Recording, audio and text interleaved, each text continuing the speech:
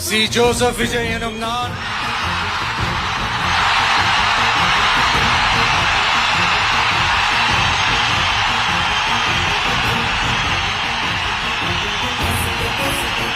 சட்டப்படி அமைக்கப்பெற்ற இந்திய அரசியல் அமைப்பின்பால் உண்மையான நம்பிக்கையும் மாறா பற்றும் கொண்டிருப்பேன் என்றும் இந்திய நாட்டின் ஒப்பில்லாத முழு முதல் ஆட்சியையும் உரிமையையும் நிலை நிறுத்துவேன் என்றும்